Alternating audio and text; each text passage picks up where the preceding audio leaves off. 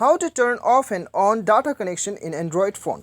स्वागत है दोस्तों आप सभी को टेकीराज यूट्यूब चैनल पर। आज की इस वीडियो में मैं आपको बताऊंगा कि कैसे आप डाटा कनेक्शन को ऑफ एंड ऑन कर सकते हैं। तो दोस्तों वीडियो शुरू करने से पहले आपको बता दूं कि चैनल को सब्सक्राइब करना बिल्कुल भी मत भूलिएगा और उस बेल आइकन को भी दबा दीजिएगा। तो दोस्तों यहाँ पे देखिए आपको क्या करना है। सबसे पहले तो आपको जाना है अपने मोबाइल का सेटिंग्स पे।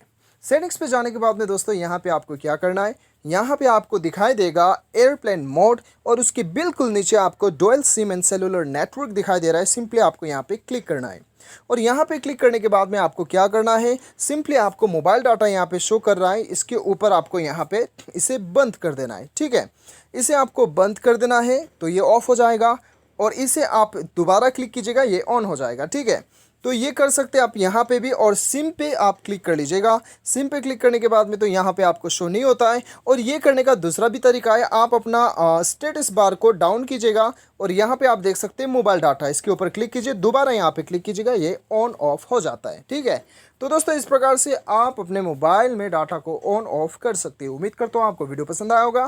Thanks for watching.